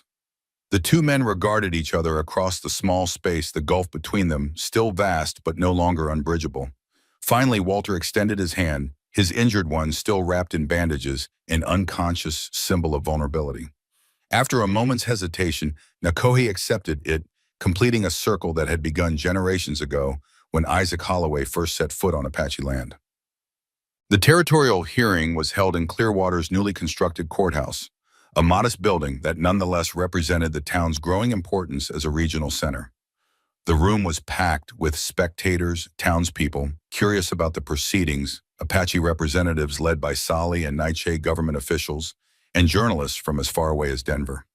Sheriff Weller stood at the back, keeping a watchful eye on the proceedings. Beside him, Mrs. Barnes held Tyanita, who had grown remarkably in the 3 months since the confrontation at Spirit Mountain. The child watched the crowded room with bright, curious eyes, occasionally reaching out to touch the cedar charm that still hung around her neck. At the front of the room, Nakohe sat beside Walter at a small table, both men dressed in their best clothes. Nakohe in a clean buckskin shirt adorned with subtle Apache beadwork, Walter in a simple suit with a small turquoise pin on his lapel that marked him as a friend of the Apache. The territorial governor, serving as chief adjudicator, called the hearing to order with a sharp rap of his gavel. "This hearing concerns the final disposition of land rights, water rights, and guardianship in the matter of Spirit Mountain and surrounding territories," he announced. "We have reviewed the documentation provided by all parties and are prepared to render our decision." The room fell silent, tension thick in the air. For many present, this decision would determine not just legal ownership, but the future of their communities and livelihoods. First, regarding the land claim filed by Isaac Holloway in 1868, the governor continued, "We find it valid and binding. Spirit Mountain, in a region extending 5 miles in all directions, is hereby designated a protected territory under joint stewardship of the Apache people and the territorial government." A murmur ran through the crowd, relief from the Apache representatives, mixed reactions from the townspeople who had hoped for access to the mountain's resources. Second, regarding water rights, the spring that has emerged from Spirit Mountain shall be considered common property. A commission comprised of equal numbers of Apache representatives and territorial officials will oversee its use and management, ensuring fair distribution to all communities in the region. This brought nods of approval from most present. The spring's waters had proven both abundant and pure, already revitalizing streams that had begun to run dry after years of drought and reckless development. Finally, regarding the guardianship of Tyanita Holloway, minor child and legal heir to Isaac Holloway's estate, the room grew even quieter. This was the decision many had come specifically to hear. Having reviewed all testimony and evidence, this court recognizes Nakohe of the Chiricahua Apache as the child's natural father and grants him full guardianship. Nakohe's expression remained stoic, but those who knew him well could see the relief in his eyes. He had expected this outcome, but feared it nonetheless knowing how rarely the white man's courts ruled in favor of an Apache parent. Furthermore, the governor added, the court acknowledges Walter Jackson as the child's maternal uncle and grants him visitation rights to be exercised in accordance with arrangements agreeable to both parties. Walter nodded, a mix of emotions playing across his face: gratitude, sadness, and perhaps a touch of redemption. This hearing is adjourned. The gavel fell with finality, and the crowd began to disperse, buzzing with discussion about the implications of the rulings. Outside the courthouse, Nakohe stood in the autumn sunshine, watching as Mrs. Barnes approached with Tyanita. The child squirmed in her arms, reaching eagerly for her father. Nakohe took her, settling her against his chest with practiced ease. "Congratulations," Mrs. Barnes said warmly, "though I never doubted the outcome." "Many did." Nakohe replied, his gaze drifting to where a group of townspeople stood watching them with undisguised disapproval. "They'll come around," she assured him. "People fear what they don't understand, but understanding grows with time and proximity." Nakohe wasn't so certain, but he appreciated her optimism. "What will you do now?" he asked. "Return to your apothecary." Mrs. Barnes smiled, a hint of mischief in her eyes. "Actually, I've been offered a position as health officer for the new reservation. It seems my knowledge of both Western medicine and herbal remedies is in demand." "You would live among the Apache?" Nakohe couldn't hide his surprise. "Why not? Alma found happiness there, didn't she?" Besides, she tickled Tyanita under the chin, eliciting a delighted giggle. "Someone needs to teach this little one proper English alongside her Apache lessons." Before Nakohe could respond, Walter approached, accompanied by Sheriff Weller and Agent Harper. "It's done," Walter said, his relief evident. "I've signed all the statements Harper needed. The investigation into Reed's network can proceed without further delay." "Good," Nakohe acknowledged. "Alma deserves justice." "She does," Walter agreed, "and Tyanita deserves truth." He reached into his coat and withdrew a small package wrapped in soft leather. "This is for her, when she's old enough to understand." Nakohe accepted the package, feeling its weight: a book perhaps, or a collection of papers. "My father's journal," Walter explained. "The real one, not the sanitized version he published. It tells the whole story of his time with the Apache, his love for our mother, his hopes for a future where their children could walk in both worlds without shame." Nakohe tucked the journal carefully into his own shirt. "She will know his words," he promised, "and yours." The two men shared a moment of understanding, not friendship, not yet, but a mutual commitment to something larger than themselves. Sheriff Weller cleared his throat. "I hate to interrupt, but there's another matter we need to discuss." His expression was unusually serious. "There's been talk in town. Some folks aren't happy about the ruling, especially regarding the water rights." "Threats?" Nakohe asked bluntly. "Nothing specific yet, but I'd advise caution, especially during the transition period. Reed may be gone, but his ideas have taken root in certain quarters." Agent Harper nodded in agreement. "The Pinkerton Agency will maintain a presence in the area for the foreseeable future, not just for the investigation, but to ensure the terms of the agreement are respected by all parties." The implications were clear. The battle for Spirit Mountain might be over, but the war for acceptance and coexistence was just beginning. As if sensing the tension, Tyanita began to fuss. Nakohe bounced her, gently murmuring soothing words in Apache. When she settled, he looked up to find Walter watching them with naked longing in his eyes. "Would you like to hold her arm?" Nakohe offered, surprising himself as much as Walter. Walter hesitated, then extended his arms awkwardly. Nakohe placed Tyanita carefully in her uncle's embrace, showing him how to support her head and back. The child studied Walter's face with solemn curiosity before reaching up to pat his cheek with a tiny hand. "Hello, little one," Walter whispered, his voice thick with emotion. "You look so much like your mother." It was a small moment witnessed by few, but in it, Nakohe saw the possibility of healing not just for Walter or Tyanita, but for the fractured communities they each represented. As they stood there in the courthouse yard, an unexpected sound drew their attention, singing soft at first, then growing stronger. A group of Apache women had gathered nearby, led by Sally. They sang a traditional blessing for the child, their voices rising and falling like wind through canyon walls. Gradually, other Apache joined them, forming a circle around Nakohe, Walter, and Tyanita. The townspeople watched from a distance, some with curiosity, others with unease, but none interfered with the impromptu ceremony. Sheriff Weller and Agent Harper exchanged glances, then deliberately positioned themselves between the gathering and any potential troublemakers, a subtle but clear statement of where the law stood in this new order. Barnes, to everyone's surprise, joined the circle, taking her place beside Sally as if she belonged there. The old head woman acknowledged her with a slight nod, an acceptance that spoke volumes. As the blessing concluded, Nakohe reclaimed Tianita from Walter's arms.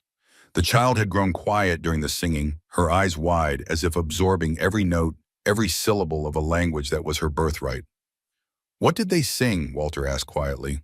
"An old prayer," Nakohe explained, "for children born where rivers meet those who must navigate different currents throughout their lives." Walter considered this. "Is that how you see her future caught between worlds?" "Not caught," Nakohe corrected him. "Connecting. Like Spirit Mountain itself, not a boundary, but a meeting place." As they spoke, Tianita yawned widely, her morning of excitement finally catching up with her. Nakohe adjusted her against his shoulder, where she promptly nestled her head and began to drift towards sleep. "I should take her back to camp," he said. "She needs rest before the journey tomorrow." Walter looked surprised. "Journey, where are you going?" "To the summer grounds in the high country.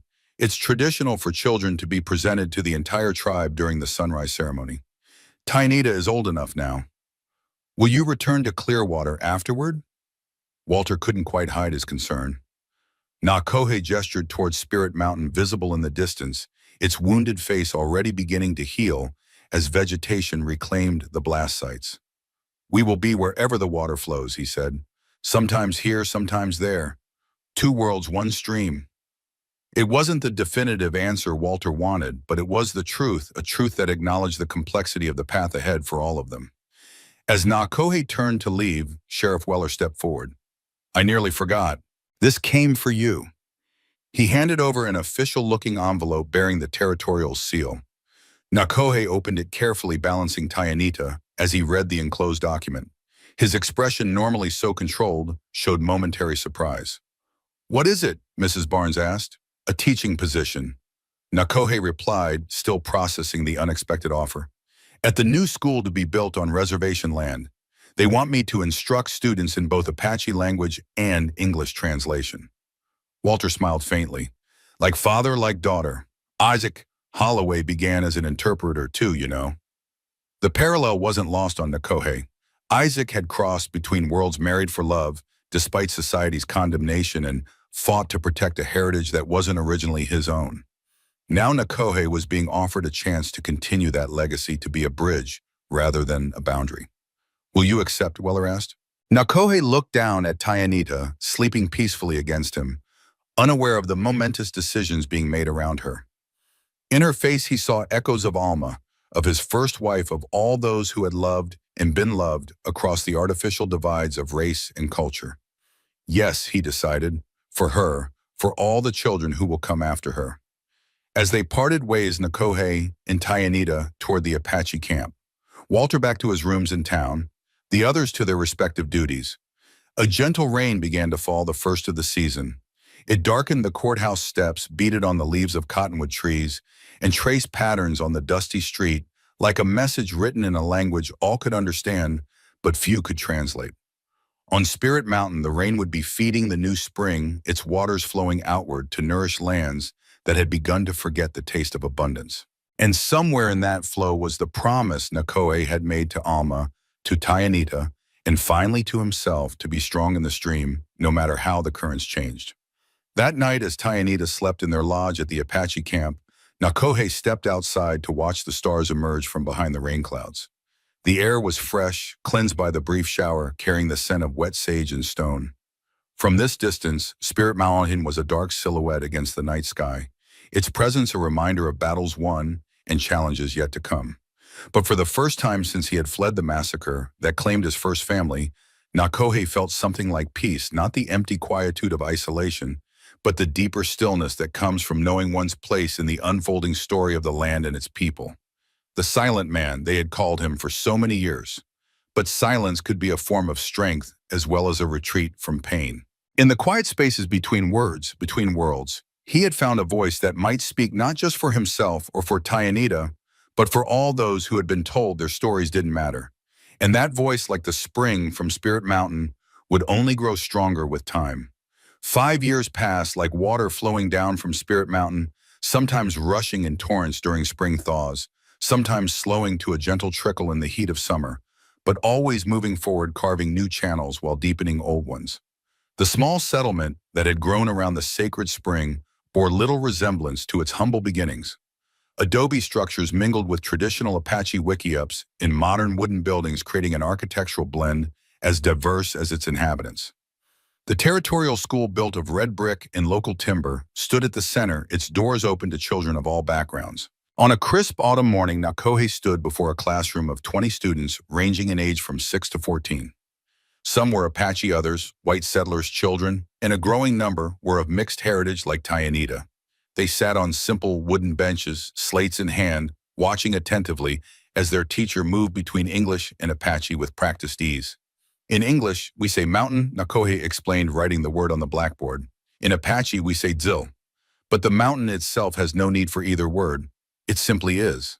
A small hand shot up from the middle row. Tianita, now 6 years old, her dark eyes bright with intelligence and curiosity. Yes, Nakohe acknowledged, still finding it strange to address his daughter as a student during school hours. If the mountain doesn't need words, she asked in clear English, why do we need so many for the same thing? A ripple of laughter went through the class, but Nakohe considered the question seriously. It was typical of Tayanita to cut through to the heart of a matter, a quality she had inherited from both her parents. Because we are not mountains, he answered. We need words to build bridges between our minds, between our worlds. The more words we know, the stronger those bridges become. Tayanita nodded, satisfied for the moment, and returned to her slate where she had been carefully copying both the English and Apache versions of each word. As the lesson continued, Nakohe caught sight of a familiar figure watching from the classroom doorway, Sheriff Weller, or rather, former Sheriff Weller. He had retired from his position 2 years ago, but maintained an active role in the community as a liaison between Clearwater and the Spirit Mountain settlement. At the end of the lesson, Nakohe assigned reading practice from dual-language texts he had developed and dismissed the class for their midday meal. As the children filed out chattering in a mixture of languages, Weller entered. Impressive, the older man commented, looking around at the classroom with its maps, books, and student work displayed on the walls. When we first met, you barely spoke 10 words a day. Now look at you teaching 20 children in 2 languages. Nakohe gathered his teaching materials with methodical precision. People change, sometimes because they must, sometimes because they choose to. And which was it for you? Weller asked, genuinely curious. Nakohe considered the question as he wiped clean the blackboard. Both, he decided. After Alma died, I had to speak for Tayanita's sake, but continuing to speak to teach, that was a choice. Weller nodded, understanding. Speaking of choices, that's why I'm here. The governor is visiting Clearwater next week. He wants to see how the joint stewardship of Spirit Mountain is progressing. It progresses well, Nakohe replied simply. The spring waters flow, the land heals, people learn to live side by side, if not always together. That's just it, Weller said, lowering his voice slightly, although they were alone in the classroom. Not everyone agrees with that assessment. There's a faction in Clearwater, led by some of Reed's old associates, pushing to reopen the mining question. They're arguing that 5 years is long enough to honor tradition and it's time to embrace progress. Nakohe's expression hardened. The agreement was clear. Spirit Mountain is protected in perpetuity. On paper, yes, but papers can be reinterpreted, especially when money is involved. Weller sighed, showing his age. They've hired expensive lawyers from Denver. They're lobbying territorial representatives. And they're spreading rumors that the Apache have been hoarding the spring's resources. Lies, Nakohe said flatly. Of course they're lies, but lies repeated often enough start to sound like truth to those who want to believe them. Weller moved to the window, gazing out at the settlement that had grown around the school. The governor needs to see the reality of what's been accomplished here. He needs to understand what would be lost if mining were permitted. Nakohe joined him at the window. From this vantage point, they could see children playing in the schoolyard, Apache and white together, their games and laughter transcending the boundaries their parents still struggled with. What do you suggest? Nakohe asked. A demonstration, not a protest, but a display of unity. Show the governor that this isn't just an Apache victory or a white concession, but a new kind of community that benefits everyone. Nakohe considered this. The Apache were traditionally wary of such public displays, especially before government officials who had broken trust so many times before. But the stakes were high not just for Spirit Mountain, but for everything that had grown around it. I will speak with the council, he decided, and with Walter. His voice still carries weight with the business interests in Clearwater. Weller clapped him on the shoulder. Good man. Let me know what's decided. As the former sheriff departed, Nakohe remained at the window watching as Tyanita organized a game among the younger children, assigning roles with the natural authority she had begun to develop.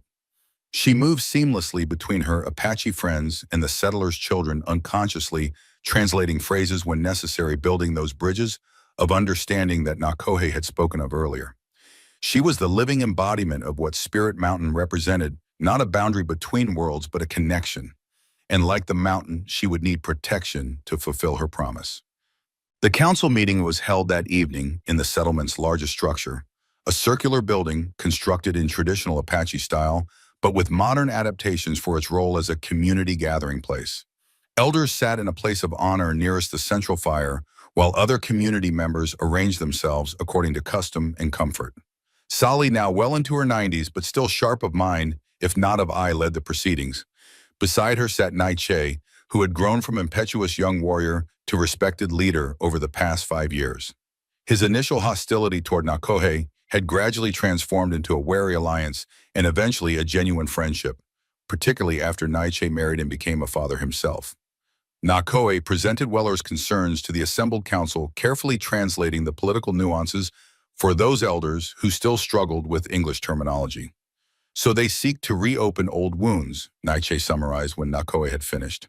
To dig again into the mountain's flesh for metal that will tarnish and be forgotten, while the water that gives life to all would be poisoned forever.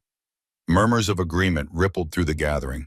The Apache had seen too many promises broken, too many sacred places desecrated in the name of progress and profit. What does Walter Jackson say about this? Asked one of the younger council members. He has stood with us before. Will he do so again? I have sent word, Nakohe replied. He will come tomorrow to discuss what can be done. Sally, who had been listening silently, raised a gnarled hand for attention. The governor is just a man, she said, her voice quavering with age but still commanding respect. Men can be swayed by what they see, what they feel. Words on paper mean little compared to water on parched lips. Naiche leaned forward. What are you suggesting, grandmother? The sun dance, Sally declared. Show the governor not just what we have built, but who we are. Let him see the old ways and the new ways together, like braided sweetgrass. A hush fell over the gathering. The sun dance was one of the most sacred Apache ceremonies traditionally closed to outsiders. To perform it publicly as a demonstration for a government official would be unprecedented. Is that wise? Nakohe asked carefully. Some rituals are not meant for outside eyes. Times change, Sally replied with the pragmatism of the very old. The mountain changed, the water changed. We must change too, or be washed away. She fixed Nakohe with a penetrating gaze despite her clouded eyes. You have lived in both worlds, Silent One. You know that what remains hidden is often forgotten. The discussion continued late into the night with opinions divided between traditionalists who feared exploitation of their sacred practices and progressives who saw an opportunity to ensure the long-term protection of their land and way of life. In the end, a compromise was reached. They would host a modified ceremony that honored the spirit of the sun dance while reserving its most sacred aspects for the community alone. The governor and his entourage would be invited to witness the public portions, followed by a demonstration of the settlement's achievements in education, agriculture, and water management. As the council dispersed, Nakohe made his way home through the quiet settlement. The moon hung low over Spirit Mountain, casting long shadows across the path. His thoughts were troubled, not just by the threat to the mountain, but by the necessary compromises that came with building bridges between worlds. He found Mrs. Barnes, now simply Martha to most in the settlement, sitting on the porch of the small house they shared, a medical text open on her lap despite the dim light. She had established a thriving practice combining Western medicine with traditional Apache healing, earning respect from both communities. Tyanita is asleep, she informed him as he approached, though she tried very hard to stay awake until you returned. She has something important to tell you, apparently. Nakohe smiled faintly. Everything is important when you're 6. How was the council? Martha asked, closing her book. Divided but unified in purpose, if not in method. He settled beside her on the porch step, the familiar scent of her herbal remedies, a comforting presence. Walter comes tomorrow to help plan for the governor's visit. Martha nodded thoughtfully. Walter has surprised many, including himself, I think. His work with the territorial legislature has opened doors that might have remained closed to Apache concerns. It was true, Walter Jackson had undergone a remarkable transformation in the years since Spirit Mountain. After publicly acknowledging his Apache heritage, he had thrown himself into advocacy work, using his education and connections to advance indigenous rights throughout the territory. His relationship with Tianita had grown into one of genuine affection on both sides, the child delighting in her uncle's frequent visits and the stories he shared about her mother. There will be opposition, Nakohe said quietly. The mining interests have not forgotten what lies beneath the mountain. Martha's expression grew serious. No, they haven't. And they've grown bolder lately. Just last week, a patient told me about prospectors taking samples from streams on the reservation's northern boundary. Did you report this to Naiche? Of course. He sent scouts to investigate, but they found nothing conclusive, just boot prints in some disturbed gravel. Nakohe frowned. Such incursions, while seemingly minor, represented a testing of boundaries, a probing for weaknesses in the agreement that protected Spirit Mountain. We should sleep, he said finally. Tomorrow brings Walter, and with him, more news from Clearwater. Martha stood gathering her book and shawl. Try not to worry too much, Nakohe. What you and the others have built here is stronger than you know. I've lived long enough to recognize the difference between structures built on sand and those built on stone. He smiled at her quiet wisdom. And which is this stone, she said confidently, with springs running beneath it. Those are the foundations that endure. Walter Jackson arrived the next morning riding a handsome bay horse and dressed in the practical attire of a territorial official rather than the dandified clothing he had once favored. The years had matured him, adding silver to his temples, but also a confidence that came from finally embracing his complete identity. He was greeted enthusiastically by Tianita, who ran to meet him at the settlement's entrance. Uncle Walter, did you bring me a book? She asked, dancing around his horse as he dismounted. Walter laughed, reaching into his saddlebag. Don't I always? He produced a slender volume bound in green cloth. Poetry this time. Your mother loved Wordsworth. Tianita accepted the gift reverently, as she did everything connected to the mother she had never known. Thank you, I'll read it today. After your lessons, Nakohe reminded her, approaching to greet his visitor. The two men clasped hands briefly, their relationship still carrying echoes of past tensions, but overlaid now with mutual respect. You've come about the governor's visit, Nakohe stated once they were settled in the shade of a cottonwood tree, Tianita having been sent reluctantly back to her morning chores. Walter nodded, his expression grave. The situation is more complicated than Weller may have indicated. The mining consortium isn't just lobbying for access, they're challenging the legality of the entire agreement. On what grounds? Nakohe demanded. The documents were properly filed. The governor himself signed them. They're arguing that Isaac Holloway's original claim was fraudulent because he concealed his marriage to an Apache woman. Walter's disgust was evident. Apparently, a white man who marries an indigenous woman is of unsound mind, and therefore his legal actions are invalid. Nakohe absorbed this with outward calm, though inwardly he felt a familiar anger stirring. And what does the current governor say to this argument? He's non-committal. That's why this visit is so crucial. Walter leaned forward earnestly. Governor Matheson is a politician first and foremost. He'll support whichever position seems most advantageous for his career. If the mining interests appear stronger and more organized, he'll find a way to rule in their favor. And if we appear stronger, then he'll uphold the agreement and claim credit for fostering peaceful coexistence and responsible resource management. Walter smiled thinly. Politicians are predictable in their self-interest, if nothing else. Nakohe considered this, recalling Sally's wisdom from the previous night. The council has decided to hold a modified sun dance during the governor's visit to show him what would be lost if mining were permitted. Walter's eyebrows rose in surprise. That's unprecedented. The sun dance is traditionally closed to outsiders. Times change, Nakohe echoed Sally's words, as do tactics, but ceremony alone will not sway a politician. We need to demonstrate the practical benefits of the settlement as well. I agree. The water management system you've developed has already transformed agriculture throughout the region. The school's success in educating both Apache and settler children should be highlighted. And the medicinal properties of the spring waters, Martha's research has shown promising results for certain ailments. As they discussed strategy, Tyanita reappeared with a pitcher of cool spring water and cups for both men. She served them with the graceful dignity she had learned from watching the Apache women, then settled cross-legged nearby, opening her new book of poetry, but keeping one ear turned toward the adults' conversation. There's one more thing, Walter said after taking a grateful sip of water. The mining consortium has hired Pinkerton agents to build a case against the settlement. They're looking for any evidence of mismanagement, corruption, or failure to abide by territorial law. Nakohe tensed. There is nothing to find. I know that, but they're not above fabricating evidence if necessary. Walter glanced meaningfully toward Tyanita, who pretended to be absorbed in her book.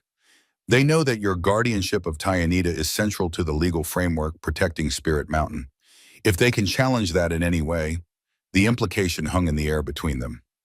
Nakohe's gaze also shifted to his daughter, a fierce protectiveness rising within him. They would use a child as a weapon in their quest for copper. They would use anything and anyone, Walter confirmed grimly, especially a child of mixed heritage whose guardianship holds the key to valuable land rights. Nakohe stood abruptly, startling both Walter and Tyanita. Walk with me, he said to Walter, his voice tight with controlled anger. To Tyanita, he added more gently, stay here and read your poems, little one. We won't go far. Once they were out of earshot, Nakohe turned to Walter. Speak plainly. What threat do they pose to Tyanita? Walter ran a hand through his silver-streaked hair. They're investigating your past, Nakohe, your time as a scout for the army, the accusations of betrayal, everything. They're trying to build a case that you're unfit as a guardian due to a history of disloyalty to both Apache and U.S. authorities. Ancient history. Nakohe dismissed it. I was cleared of those charges years ago. Facts matter less than perception in cases like this. If they can create enough doubt about your character, they might persuade a sympathetic judge to revoke your guardianship temporarily while the matter is investigated. During that time, they would push through amendments to the land agreement. And Tyanita, what would become of her during this temporary investigation? Walter hesitated before answering. As her closest white relative, I would likely be granted temporary custody. The implication struck Nakohe like a physical blow. They would approach you, offer you money, position, influence. All you would need to do is cooperate. They already have, Walter admitted quietly. Last week, a representative from the consortium visited my office in Clearwater. He was very careful with his words, but the message was clear: help them gain access to Spirit Mountain, and my political career would benefit enormously.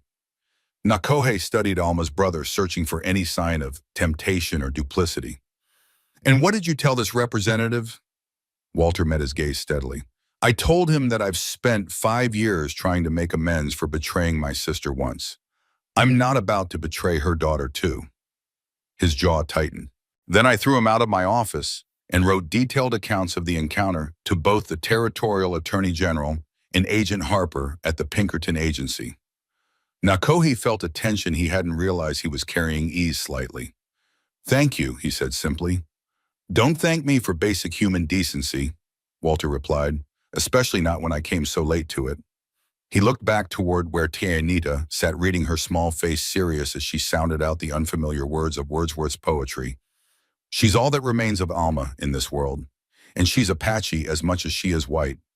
I won't let anyone use her as a pawn in their game, least of all men who see the earth only as something to be gutted for profit.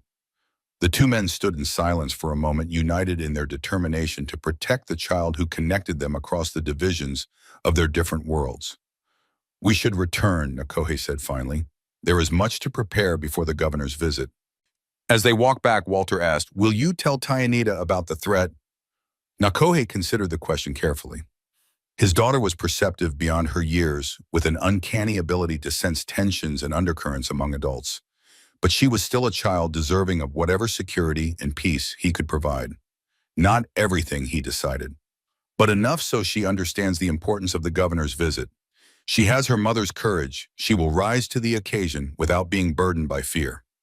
When they reached the cottonwood tree, they found Tianita deeply engrossed in her book, her lips moving silently as she read.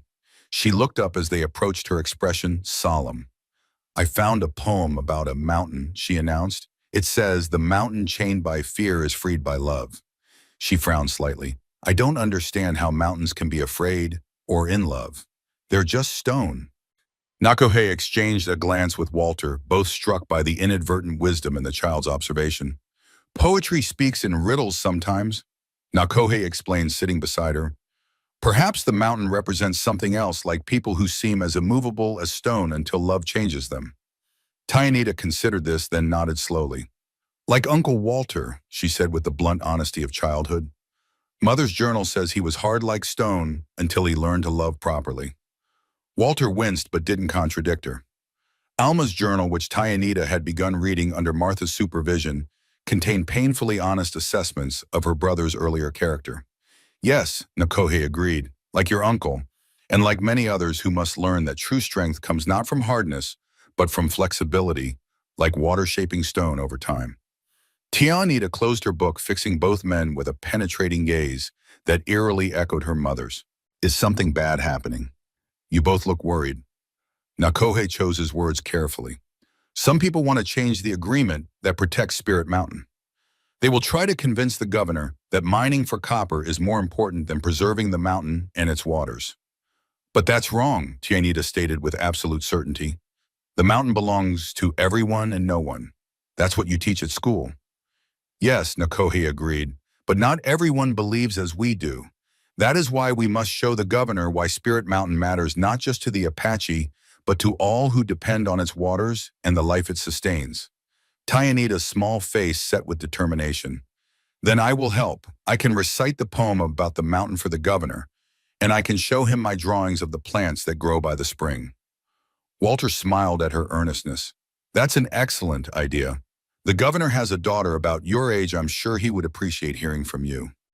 As they continued to discuss preparations for the visit, Nakohe was struck by how naturally Tianita had assumed her role as a bridge between worlds.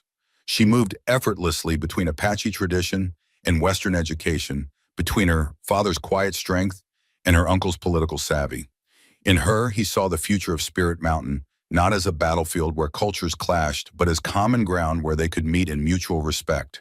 It was a future worth fighting for, worth protecting from those who would sacrifice it for short-term gain. The mountain itself seemed to agree, its massive presence watching over them as clouds gathered around its peak, not threatening but promising the life-giving rain that would sustain them all in the days to come. End of story.